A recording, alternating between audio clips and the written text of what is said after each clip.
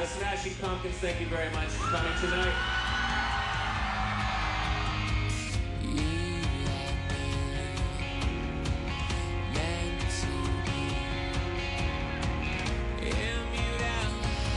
In the beginning, I didn't think he would ever be asked back, but after Door and after Billy had used, you know, 3 or 4 different drummers, then at that point I wasn't surprised.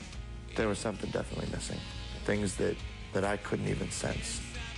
The 4 of them could sense with each other. Jimmy Chamberlin and Billy Corgan have an extremely fortunate musical appreciation between the 2 of them. A deep sense of what works and what doesn't work. And Jimmy's the type of person, like, the further you push him, the more he responds, you know? Like, you tell him, do the craziest drum part, you know, and he'd do it. The chemistry between him and Jimmy is so specific, and he probably learned it as much as I did while we were on tour, what that really meant. And sometimes, you know, you don't know what you've got until you don't have it. He's just that incredible. I mean, he comes from just a bizarre, complete muso sort of jazz background, and he brings that whole thing to rock that's just unbelievable. He had to be a product of like the late 50s, early 60s drumming world, like Billy Mintz, Roy Haynes, like those drummers, and then move into rock. So you had that little bit of swing, a little bit of bebop inside your soul, like Densmore, Ginger Baker, Mitch Mitchell especially, to where you could really build a jazz foundation and then play rock on top of it, which is really what I tried to do with the Pumpkins. It's almost as though the songs tend to be going off the rails, but they're all just locked together, and they always land in the same place, and there's this weird kinetic energy.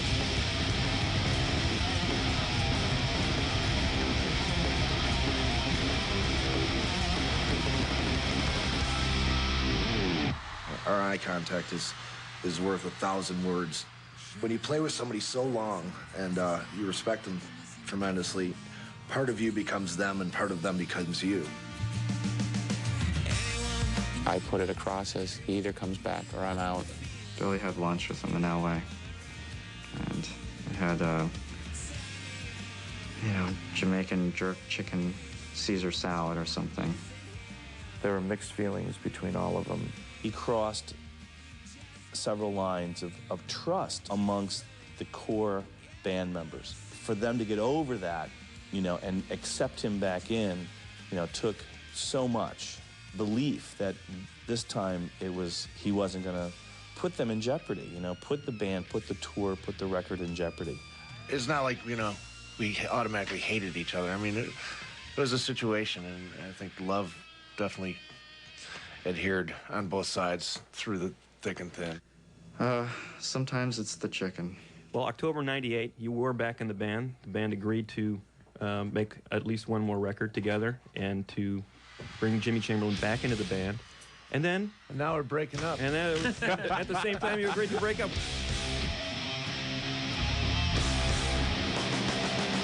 When we came to the Machina era, no matter what we did, it was going to have to do with Jimmy's return. There was going to be talk about drugs no matter what we did. So what we decided to do is basically reverse the energy and become an imitation of ourselves. We created an album and a body of work which is simultaneously playing into what people believe the band is, and at the same time the band is being itself. Some of the lines, because of my caricatured persona in public, were taken as serious lines, which were unbelievable. I point to a John Perellis' review in Rolling Stone of Machina where he says, how can this guy sing a line like, if I was dead, would my record sell?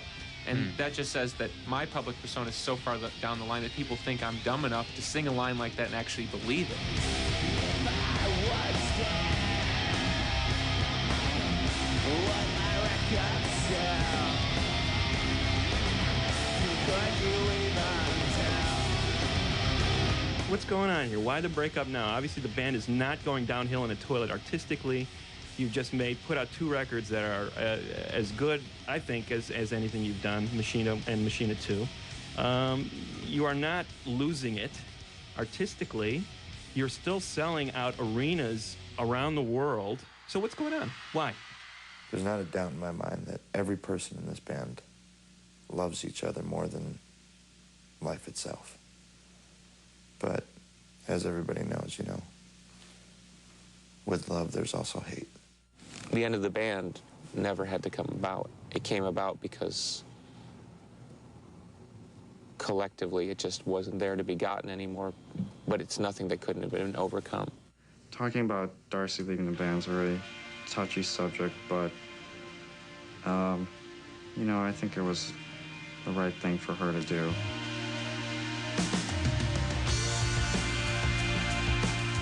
It was a whole group of things, a series of things that had really pushed her to the point that she was at. It's really weird because I told her, if quitting this band is going to save your life, then quit the band.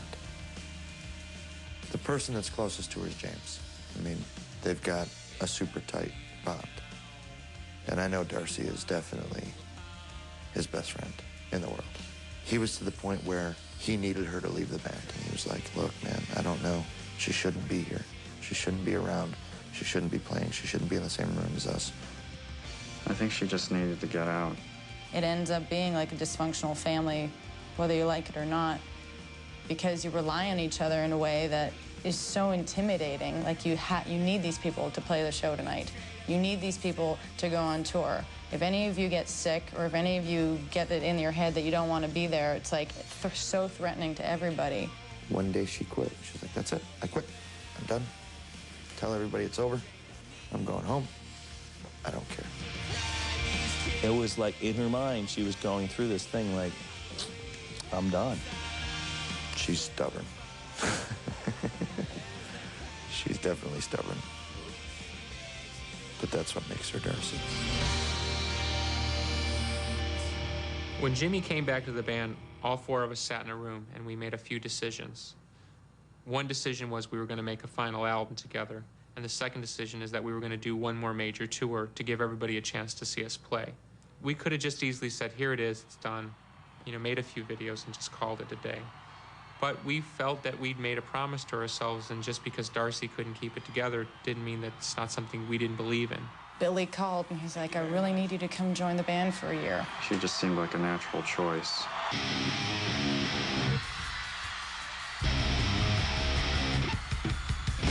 It's been so generous of other people to lend themselves into something that's obviously such a close-knit family, and particularly with Melissa Oftemar. She's really sacrificed her whole year to keep this band going, so we owe her a lot.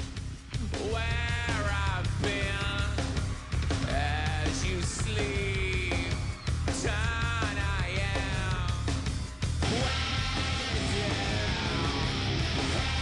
It's a beautiful thing for me to be participating in the closing up the last year of this band, because when I saw them in the first big year of their band 10 years ago, they were such an inspiration to me, and it's an honor for me to help wrap it up.